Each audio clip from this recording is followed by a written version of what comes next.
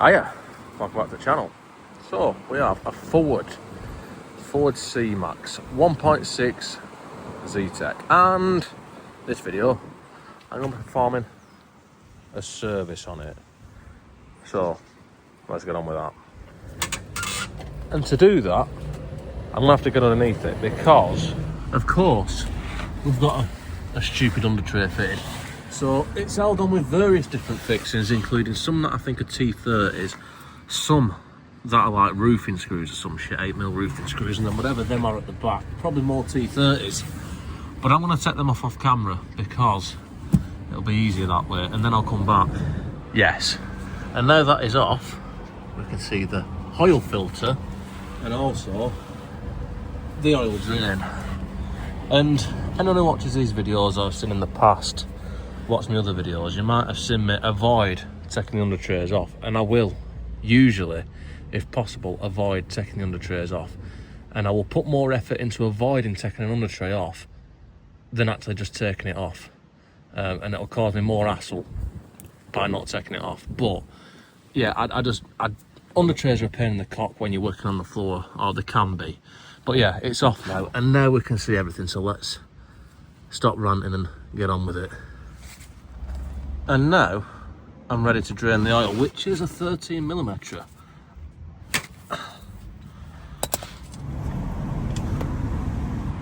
Yes.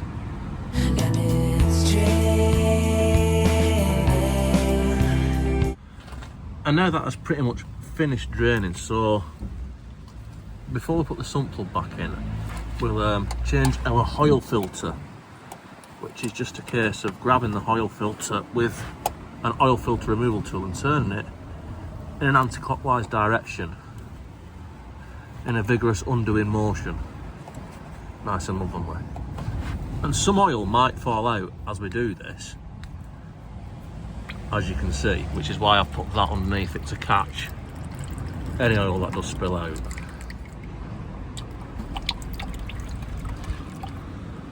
Yes. And then after comparing the old and new filters to make sure it's going to fit, then we can put some oil onto the seal of the new filter, like so. And then fit the new filter. And basically just do it as tight as you can get it with your hands. There probably is a torque setting for it though. And then we can also reinstall the sump plug after making sure that the O-ring, you don't have a copper wash, it has like a rubber one, like an O-ring sort of thing. Make sure that's all right before you reinstall it. And then torque up to manufacturer specified torque settings. Click. And now we are almost done under here. We need to take some brake parts cleaner and just clean it and professionally refit this shitter. And now we're in fact ready to install some new oil, and it should take, I think it's about 4 litres, so I've got 4 bottles of this, which should be about the right amount, and that's the spec. I mean, that's what I've been given by the motor factor, so I'm assuming it's right. Anyway, I need to put this in and about 4 others and then test the level. Yes. And this bulkhead, our scuttle panel, is perfectly placed to make it awkward to put the oil in. Now you can probably take that off quite easily, but I'm not going to take it off, I'm going to struggle around it.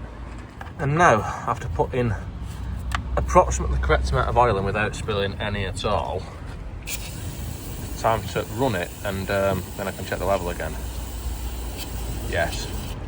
Probably should let that dry before I actually run it.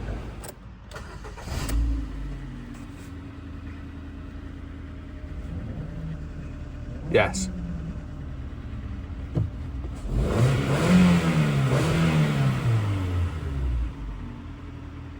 And then now we can check the oil level and make sure that it is somewhere between those 2 markings, which it is. And the next thing I want to replace is the hair filter, which is in this box, which is the hair box. So we've got a screw there, one down there, and one there to remove, and they are 7mm.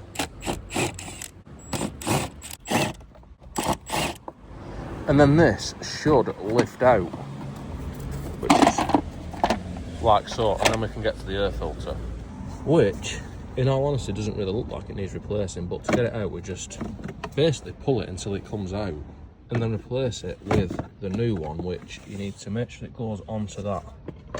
Well, it's not rocket science, but you need to make sure that goes onto there and then push it, and then it's got like a lip which it sits into. And then we can just put this back on. And then obviously, we need to screw all these back in. Don't go mad with them because they are just going into plastic, so they don't need to be that tight, just run them up. And then, last thing under the bonnet is, we need to get the sparkler plugs, which they're on HT leads on this, so be careful when removing them not to damage the HT leads, but we need to pull that out. Yes. And then, we can get to the sparkler plug, which requires a 16mm or 3/8 socket to remove. And that is probably tighter than it should have been. And now that is undone, we can use the HT lead.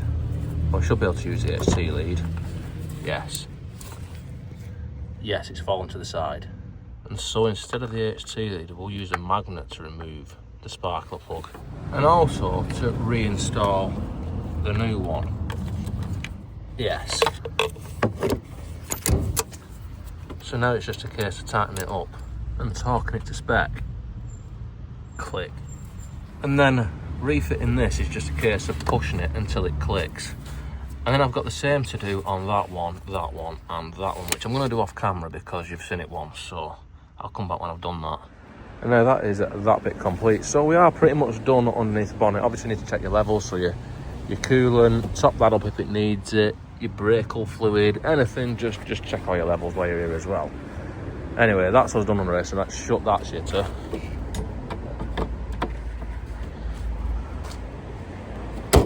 Yes. And then make our way around to the passenger side to get to the pollen filter, which is going to be behind this.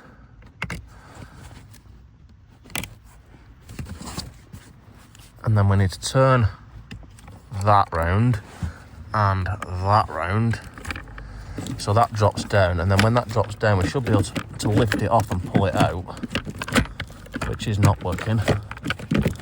It goes onto them hooks there, and then the pollen filter is inside there, which means that to get to it, first I'm going to have to take them two nuts out, which I think are 13mm, and then with those removed, that bracket should pull off and drop out of the way, like so, which is more work than you want to be doing when you're struggling in the footwell of the car. And then we've got them little bolts there, which also need to come out. And then now with those removed, which I think are 7mm, that can just pull off, and then we can just pull this out, which after all that effort doesn't actually look too bad, but let's put it out and have a proper look at it. Yes. So yeah, it's not horrendous, but it has got some dirt on it, and we have got a new one, so I'm going to fit that. And I'm going to do that off camera because, to be honest with you, working under there, it's just a reversal of the removal process, and you're not going to be able to see much, and it's awkward as fuck because I'm too fat for this. So I'm going to leave the video there. Don't forget to like, comment, subscribe, all the usual shit, and I'll see you next time.